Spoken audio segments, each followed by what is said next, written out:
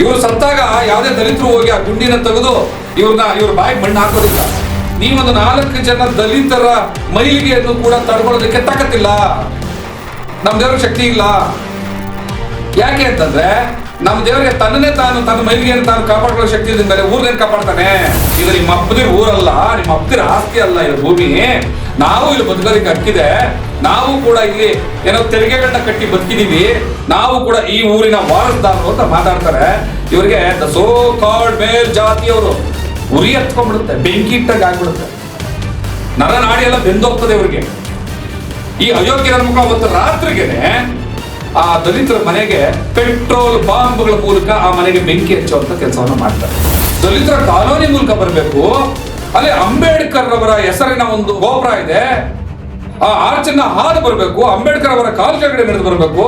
ಇದರಿಂದ ನಮ್ಗೆ ತುಂಬಾ ಮುಜುಗರ ಆಗ್ತಾ ಇದೆ, ಅವಮಾನ ಆಗ್ತಾ ಇದೆ, ನಮ್ಮ ಜಾತಿಗೆ ಕಳಂಕ ಆಗ್ತಾ ಇದೆ. ಏನ್ ಆಕಾಶದ ಉದುರ್ಬಿಟ್ಟಿದ್ದೀವಿ ನಾವು, ಭೂಮಿಯಿಂದ ಉದ್ಭವ ಆಗ್ಬಿಟ್ಟಿದ್ವಿ ನಾವು ತಾಯಿ ಗರ್ಭದಿಂದ ಬಂದವರಲ್ಲ.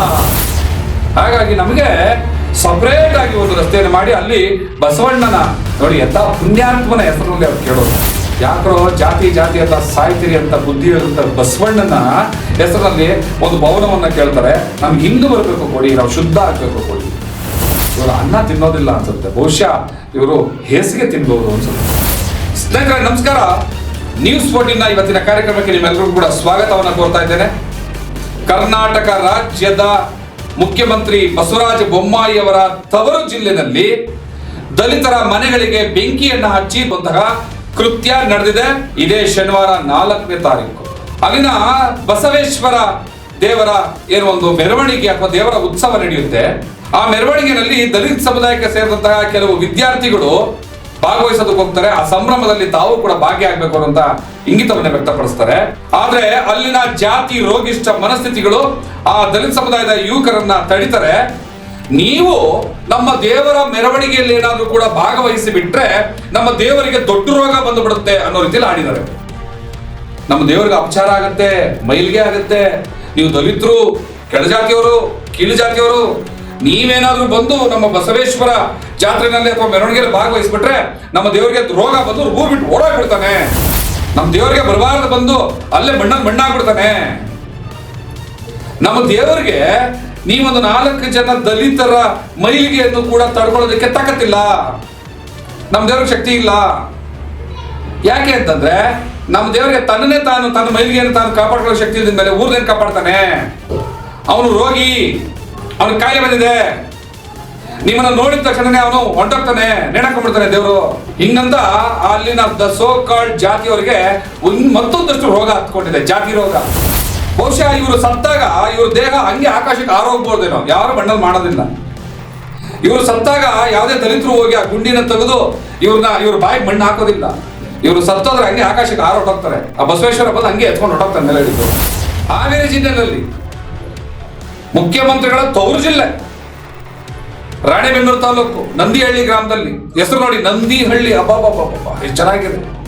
ನಂದಿಹಳ್ಳಿ ಅಂತ ಗ್ರಾಮದ ಹೆಸರಿಟ್ಕೊಂಡು ಬಸವೇಶ್ವರ ಜಾತ್ರೆ ಮಾಡ್ತೀವಿ, ದಲಿತರು ಏನಾದ್ರು ಬಂತು ಅಂದ್ರೆ ಮೈಲಿಗೆ ಆಗ್ತದೆ ಅಂತ ಹೇಳ್ತಾರೆ. ಅಲ್ಲಿ ಮಾತಿನ ಚಕಮಕಿ ನಡೀತದೆ. ದಲಿತರು ಕೇಳ್ತಾರೆ, ಇದು ನಿಮ್ಮ ಅಪ್ಪದಿರ ಊರಲ್ಲ, ನಿಮ್ಮ ಅಪ್ಪದಿರ ಆಸ್ತಿ ಅಲ್ಲ ಇದು ಭೂಮಿ. ನಾವು ಇಲ್ಲಿ ಬದುಕೋದಕ್ಕೆ ಹಕ್ಕಿದೆ. ನಾವು ಕೂಡ ಇಲ್ಲಿ ಏನೋ ತೆರಿಗೆಗಳನ್ನ ಕಟ್ಟಿ ಬದುಕಿದೀವಿ.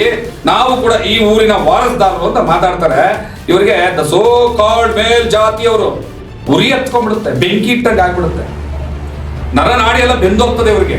ಈ ಅಯೋಗ್ಯರ ಮುಖ ಅವತ್ತು ರಾತ್ರಿಗೆನೆ ಆ ದಲಿತರ ಮನೆಗೆ ಪೆಟ್ರೋಲ್ ಬಾಂಬ್ಗಳ ಮೂಲಕ ಆ ಮನೆಗೆ ಬೆಂಕಿ ಹಚ್ಚುವಂತ ಕೆಲಸವನ್ನ ಮಾಡ್ತಾರೆ. Petrol bomb ಎರಿಸ್ತಾರೆ. ಚಾಮರಾಜನಗರ ಜಿಲ್ಲೆ ಹರದನಹಳ್ಳಿ ಗ್ರಾಮದಲ್ಲಿ ಅಲ್ಲಿನ ಗ್ರಾಮಸ್ಥರು ಸರ್ಕಾರಕ್ಕೆ ಒಂದು ಪತ್ರವನ್ನು ಬರೀತಾರೆ.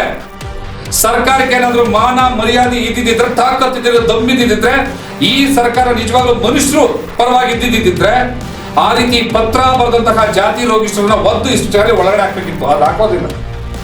ಏನಿರುತ್ತೆ ಇಷ್ಟಕ್ಕೂ ಆ ಪತ್ರದಲ್ಲಿ? ಹರದನಹಳ್ಳಿ ಗ್ರಾಮದ, ಚಾಮರಾಜನಗರ ಜಿಲ್ಲೆ ಹರದನಹಳ್ಳಿ ಗ್ರಾಮದ ಗ್ರಾಮಸ್ಥರು ಸರ್ಕಾರಕ್ಕೆ ಪತ್ರ ಬರೀತಾರೆ. ಸ್ವಾಮಿ, ನಮ್ಮ ಮನೆಗೆ ಬರುವಂತಹ ನಮ್ಮ ನೆಂಟರು ಇಷ್ಟರು, ನಮ್ಮ ಜಾತಿಯವರು ದಲಿತರ ಕಾನೂನಿ ಮೂಲಕ ಬರಬೇಕು. ಅಲ್ಲಿ ಅಂಬೇಡ್ಕರ್ ಅವರ ಹೆಸರಿನ ಒಂದು ಏನೋ ಗೋಪುರ ಇದೆ, ಆ ಆರ್ಚನ್ನ ಹಾದು ಬರಬೇಕು, ಅಂಬೇಡ್ಕರ್ ಅವರ ಕಾಲು ಕೆಳಗಡೆ ನಡೆದು ಬರಬೇಕು. ಇದರಿಂದ ನಮಗೆ ತುಂಬಾ ಮುಜುಗರ ಆಗ್ತಾ ಇದೆ, ಅವಮಾನ ಆಗ್ತಾ ಇದೆ, ನಮ್ಮ ಜಾತಿಗೆ ಕಳಂಕ ಆಗ್ತಾ ಇದೆ. ಏನ್ ಆಕಾಶದ ಉದುರ್ಬಿಟ್ಟಿದ್ವಿ ನಾವು, ಭೂಮಿಯಿಂದ ಉದ್ಭವ ಆಗ್ಬಿಟ್ಟಿದ್ವಿ ನಾವು ತಾಯಿ ಗರ್ಭದಿಂದ ಬಂದವರಲ್ಲ. ಹಾಗಾಗಿ ನಮಗೆ ಸಪರೇಟ್ ಆಗಿ ಒಂದು ರಸ್ತೆಯನ್ನು ಮಾಡಿ ಅಲ್ಲಿ ಬಸವಣ್ಣನ ನೋಡಿ ಎಂತ ಪುಣ್ಯಾತ್ಮನ ಹೆಸರಿನಲ್ಲಿ ಅವ್ರು ಕೇಳೋದು.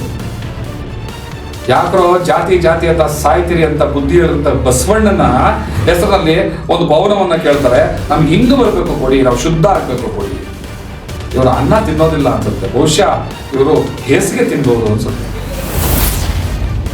ಜಾತಿಯ ಮೈಲಿಗೆಯನ್ನು ತಪ್ಪಿಸ್ಕೊಳ್ಳೋಕೆ ಅಣ್ಣ ಬಸವಣ್ಣನ ಹೆಸರಿನಲ್ಲಿ ಭವನವನ್ನ ಕೇಳ್ತಾರೆ. ಸರ್ಕಾರಕ್ಕೆ ಬರೆದಂತ ಪತ್ರ ಇದು.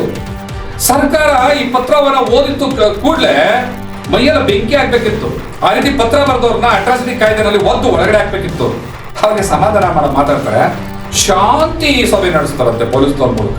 ಸರ್ಕಾರದ ಮುಖ್ಯಸ್ಥರಿಗೆ ಈ ರೀತಿ ಪತ್ರ ಬಂದಾಗ್ಲೇ ಕ್ರಮ ತಗೊಳ್ಳಲ್ಲ ಅಂದ್ರೆ ಈತ ಜಾತಿ ವಿಚಾರದಲ್ಲಿ ಎಂತ ಅಸಹಾಯಕ ಅಥವಾ ಈತನೇ ಸ್ವತಃ ಎಂತ ಜಾತಿವಾದಿ ಅನ್ನೋದು ಇದರಿಂದ ಗೊತ್ತಾಗ್ತದೆ. ಹಾಗಾಗಿ ಮುಖ್ಯಮಂತ್ರಿಗಳ ತವರು ಜಿಲ್ಲೆನಲ್ಲಿ ಇಂಥ ಕೃತ್ಯ ನಡೆಯುತ್ತೆ. 4ನೇ ತಾರೀಕು, ಇದೇ 4ನೇ ತಾರೀಕು ಭಾನುವಾರ ದಲಿತರ ಮನೆಗಳಿಗೆ ಪೆಟ್ರೋಲ್ ಬಾಂಬ್ ಮೂಲಕ ಬೆಂಕಿ ಹಚ್ಚುವಂತ ಕೆಲಸವನ್ನ ಮಾಡ್ತಾರೆ. ಆ ನಂತರ ಪೊಲೀಸ್ನವ್ರು ಬಂದು ಏನ್ ಮಾಡ್ಬೇಕು, ಇಲ್ಲಿವರೆಗೂ ಕೂಡ ಆಪಾದಿತರು ಅವ್ರಿಗೆ ಸಿಗೋದಿಲ್ಲ. ಈ ಪೊಲೀಸ್ನವ್ರಿಗೆ ಯಾರು ಸಿಗ್ತಾರೆ ಅಂದ್ರೆ ಸಣ್ಣ ಪಿಕ್ ಪ್ಯಾಕೆಟ್ ಅಂತ ಸಿಗ್ತಾನೆ, 100 ರೂಪಾಯಿ ಲಂಚ ತಗೊಳ್ಳೋದು ಸಿಗಾಕೊಂತಾನೆ. ಇನ್ನೆಲ್ಲೋ ಫುಟ್ಪಾತ್ ನಲ್ಲಿ ಕಡ್ಲೆಕಾಯಿ ಮಾರುವನ ಹತ್ರ 10 ರೂಪಾಯಿ ಕಿತ್ಕೊಳ್ಳೋಕೆ ಅವ್ನು ಸಿಗ್ತಾನೆ ಇವ್ರ ಕೈನಲ್ಲಿ. ಆಟೋ ಡ್ರೈವರ್ಗಳು ಸಿಗ್ತಾರೆ, ಬೆಳಗ್ಗೆಯಿಂದ ಸಂಜೆವರೆಗೂ ಬೆವರು ನೀರು ಸುರಿಸಿ ಆ ಹೀಟಲ್ಲಿ ಸತ್ತು ತನ್ನ ಹೊಟ್ಟೆ ನೋಡ್ಕೊಳ್ಳೋಕೋಸ್ಕರ ಹೋಗ್ತಾರೆ ಆಟೋ ಡ್ರೈವರು, ಅವರು ಸಿಗ್ತಾರೆ ಈ ಪೊಲೀಸ್ನವ್ರ ಕೈನಲ್ಲಿ. ಮಾಡಾಳ್ ವಿರೂಪಾಕ್ಷ ಭ್ರಷ್ಟಾಚಾರಿ ಕೈಗೆ ಸಿಗೋದಿಲ್ಲ. ಸ್ಯಾಂಟ್ರೋ ರವಿ ಅಂತ ತಲೆ ಹಡಕೆ ಈ ಪೊಲೀಸ್ನವ್ರ ಕೈಗೆ ಸಿಗೋದಿಲ್ಲ.